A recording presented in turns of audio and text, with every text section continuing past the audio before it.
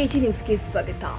ಬೆಳಗಾವಿ ಜಿಲ್ಲೆಯ ರಾಯಭಾಗ ತಾಲೂಕಿನ ಹಾರುಗೇರಿ ಪಟ್ಟಣದ ಭಾರತ್ ಎಕೋ ಆಫ್ ಕ್ರೆಡಿಟ್ ಸೊಸೈಟಿ ನಿಯಮಿತ ಹಾರುಗೇರಿ ಇದರ 22ನೇ ವಾರ್ಷಿಕ ಸರ್ವಸಾಧಾರಣ ಸಭೆ ಜರುಗಿದೆ. ಸಂಸ್ಥೆಯ ಅಧ್ಯಕ್ಷರು ಆದ ಈರಣ್ಣಗೌಡ ಮಲ್ಲನಗೌಡ ಪಾಟೀಲ್ ಇವರು ಸಂಸ್ಥೆಯ ಬೆಳೆದು ಬಂದ ದಾರಿ ಮತ್ತು ಪುರಸಭೆಯ ಅಧ್ಯಕ್ಷರು, ಉಪಾಧ್ಯಕ್ಷರು, ಸದಸ್ಯರು ಸಾಧನೆಗೆ ಸಾಧಕರನ್ನ ಎಸ್ಎಸ್ಎಲ್ಸಿ ಹೆಚ್ಚು ಅಂಕ ಪಡೆದು ಪಾಸಾದ ವಿದ್ಯಾರ್ಥಿಗಳನ್ನ ಸನ್ಮಾನಿಸಿ ಗೌರವಿಸಲಾಗಿದೆ. ಆ ಸಹಕಾರ ತತ್ವ ನಿಜವಾಗ್ಲೂ ಜನರನ್ನ ಒಳಗೊಂಡು ಮಾದರಿಯಾಗಿ ಇವತ್ತು ಹಾರಿಗೇರಿನಲ್ಲಿ ಬೆಳೀತಾ ಇದೆಯಲ್ಲ, ಇದು ಬಹಳ ದೊಡ್ಡ ಸಂಗತಿ ಅಂತ ನನಗನ್ಸುತ್ತೆ. ಒಂದು ಬ್ಯಾಂಕ್ ಬೆಳೆದ್ರೆ ಅಲ್ಲಿನ ಎಲ್ಲ ಸದಸ್ಯರು ಬೆಳೀತಾರೆ, ಅಲ್ಲಿನ ಸದಸ್ಯರು ಬೆಳೆದ್ರೆ ಅವರ ಮಕ್ಕಳು ಬೆಳೀತಾರೆ. ನಾನು ನನ್ನ ಕಥೆಯನ್ನು ಹೇಳಬೇಕು. ನಾನೊಬ್ಬ ಜೀತಗಾರನ ಮಗ. ನಮ್ಮ ತಂದೆ ಗೌಡ್ರ ಹಾಗೆ ಅವರ ಹತ್ರ ಒಬ್ಬ ಜೀತಗಾರನಾಗಿ ಇದ್ರು ನಮ್ಮಪ್ಪ. ಕೆ ಶರ್ಮಾ ಅಂತ ಒಬ್ಬ ದೊಡ್ಡ ಹೋರಾಟಗಾರರು. ಹಲವು ವಿದ್ಯಾಸಂಸ್ಥೆಗಳನ್ನು ಸ್ಥಾಪಿಸಿ ಅವರೆಲ್ಲರಿಗೂ ಶಿಕ್ಷಣ ನೀಡ್ತಾ ಇದ್ದಾರೆ. ನೀವು ಅವರ ಮಟ್ಟಿಗಾದ್ರೂ ಇದರಲ್ಲಿ ಕಲ್ತಂತ ವರ್ಷಕ್ಕೆ ಒಂದು 5 ಜನ ಆದ್ರೂ ಕೂಡ ಬಹುಶಃ ಅವರ ಈ ಒಂದು ಶ್ರಮ ಸಾರ್ಥಕ ಅಂತ ನಾನು ಭಾವಿಸ್ತೇನೆ.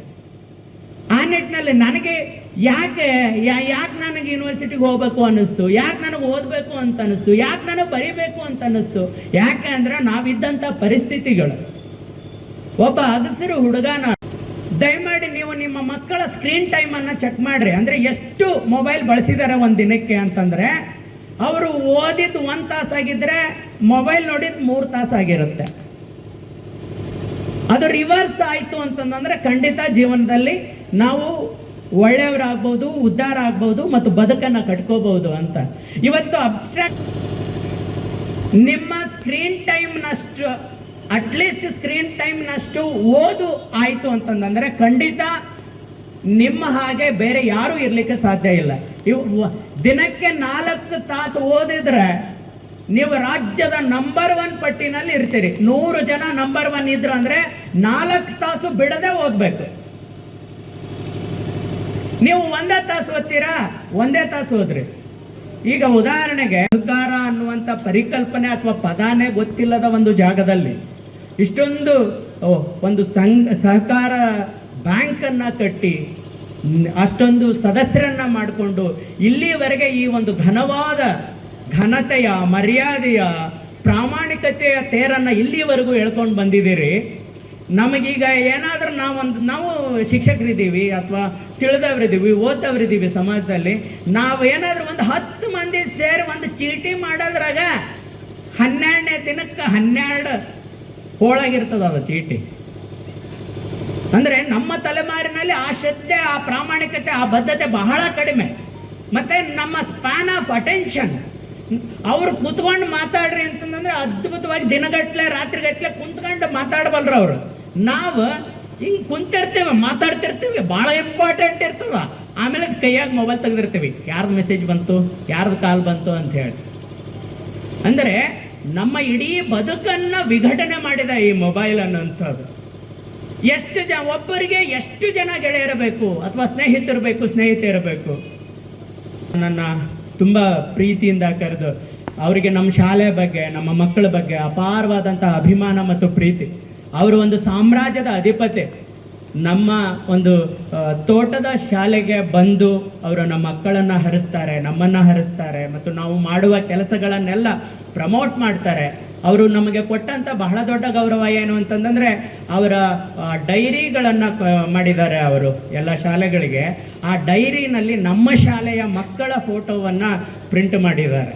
ಅದು ನಮ್ಮ ಸರ್ಕಾರಿ ಶಾಲೆಯ ಮಕ್ಕಳಿಗೆ ಸಲ್ಲಿಸಬಹುದಾದ ಬಹಳ ದೊಡ್ಡ ಗೌರವ ಅಂತ ನಾನು ಭಾವಿಸ್ತೇನೆ. ಮತ್ತು ಇಷ್ಟು ಜನ ಹಿರಿಯರ ಮುಂದೆ, ಇಷ್ಟು ಜನ ಕಿರಿಯರ ಮುಂದೆ ಮತ್ತು ಇಷ್ಟೆಲ್ಲ ಗಣ್ಯ ವ್ಯಕ್ತಿಗಳ ಮುಂದೆ ನನ್ನನ್ನು ಕರೆಸಿ 3 ಲಕ್ಷ ಷೇರು ಬಂಡವಾಳದೊಂದಿಗೆ ಪೂಜ್ಯನೀಯ ಚಂದ್ರಶೇಖರ ಶಿವಾಚಾರ್ಯ ಸ್ವಾಮಿಗಳಿಂದ ಆಗಸ್ಟ್ 16, 2002 ಉದ್ಘಾಟನೆಯನ್ನು ಮಾಡಿದ್ದೀವಿ.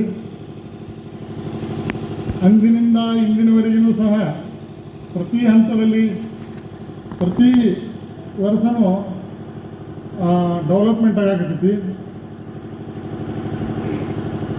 ಅದಕ್ಕೆ ಈ ವರ್ಷ ಮಾರ್ಚ್ 23ಕ್ಕೆ 33,57,476 ರೂಪಾಯಿಗಳ ನಿವ್ವಳ ಲಾಭ ಗಳಿಸೈತೆ ಅಂತ ಹೇಳಲಿಕ್ಕೆ ನನಗೆ ಭಾಳ ಹೆಮ್ಮೆ ಅನ್ನಿಸ್ತದೆ. ಇನ್ನು ಆಗ 300 ಸದಸ್ಯರಿದ್ರೆ ಆಗ ನನ್ನ ಅನುಭವ ಹೇಳ್ಬೇಕಂದ್ರೆ ಯಾರೇ ಮೆಂಬರ್ ಹಾಕಿರೇನಪ್ಪ ನಮ್ಮ ಸೊಸೈಟಿ ಮಾಡತ್ತಿದೀವಿ ಅಂದ್ರೆ ಇಂಥವು ಭಾಳ ನೋಡಿದ್ದು ಹೋಗಂದವರು ಬಾರ ನನ್ನ ಮುಂದೆ. ಈಗ ದುಂಬಾಲ ಬಿದ್ದು ನನಗೆ ಮೆಂಬರ್ ಮಾಡ್ರಿ ಅನ್ನೋರನ್ನು ನಾನು ಕಂಡಿದ್ದೆ. ನಾನು 23 ವರ್ಷದೊಳಗೆ ಇವೆರಡೂ ಅನುಭವವನ್ನು ಸರಿ ಸಮನಾಗಿ ಸ್ವೀಕರಿಸಿದ್ದೇನೆ. ಅದಕ್ಕೆ ಈಗಿನ ಸದಸ್ಯರ ಸಂಖ್ಯೆ ಹೇಳಬೇಕಂದ್ರೆ ನಿಮಗೆ 571 ಸದಸ್ಯರಿದ್ದರು, ಸಹ ಸದಸ್ಯರು 823 ಇದ್ದಾರೆ ನೋಡ್ರಿ. ಆಗ 300 ಇದ್ದರು, ಈಗ ಟೋಟಲ್ ನಮ್ಮದು 1400 ಮೆಂಬರನ್ನು ನಮ್ಮ ಸಂಸ್ಥೆ ಹೊಂದೈತಿ ಅಂತ ಹೇಳಕ್ಕೆ ನನಗೆ ಭಾಳ ಹೆಮ್ಮೆ ಅನ್ನಿಸ್ತದೆ.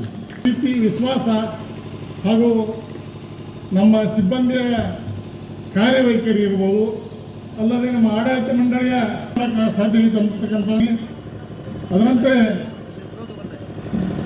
ಯಾವಾಗಲೂ ಬರೀ ಶೇರ್ ಬಂಡವಾಳದಿಂದ ಅಷ್ಟನ್ನು ನಡೆಯಂಗಿಲ್ಲ. ಬ್ಯಾಂಕುಗಳು ತಮಗೆಲ್ಲರಿಗೆ ಗೊತ್ತಿರುವಂತೆ ಡಿಪಾಸಿಟು ಬೇಕು. ಡಿಪಾಸಿಟ್ ಯಾವಾಗ ಇಡ್ತಾರಪ್ಪ ಅಂತಂದ್ರೆ ಇವೇನು ಕುಳುಗಳು ಗಟ್ಟಿದಾವೋ ಏನು ಅಭದ್ರದಾವೋ ಮೊದಲು ನೋಡ್ತಾರೆ.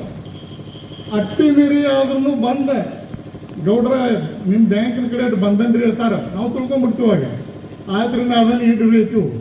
ಅದಕ್ಕೆ ಯಾವಾಗ ನಮ್ಮ ಮೇಲೆ ನಿಮಗೆ ವಿಶ್ವಾಸ ಇರ್ತೈತಿಲ್ಲ ಆಗ ಈ ಡಿಪಾಸಿಟ್ ಹೆಚ್ಚಾಗ್ತೈತಿ.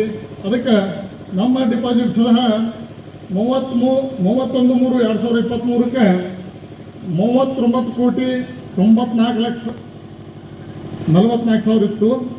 ಅದ 31/3/2024ಕ್ಕೆ 40,36,26,939 ಐತಿ. ಅಂದ್ರೆ ಈ ಹೆಚ್ಚಿಗೆ ಆಗೈತೆ ಅಂದ್ರೆ ನಮ್ಮ ಮೇಲೆ ಸ್ವಲ್ಪ ವಿಶ್ವಾಸನೂ ಹೆಚ್ಚಾಗೈತೈತಿಪ್ಪ ಅನ್ನಂಗೆ. ಅದಕ್ಕೆ ತಾವುಗಳೆಲ್ಲ ಪ್ರತ್ಯಕ್ಷವಾಗಿ ಆಗಲಿ ಪರೋಕ್ಷವಾಗಲಿ ಈ ಡಿಪಾಸಿಟ್ ಹೆಚ್ಚಾಗಕ್ಕೆ ಕಾರಣೀಭೂತರದರಿ.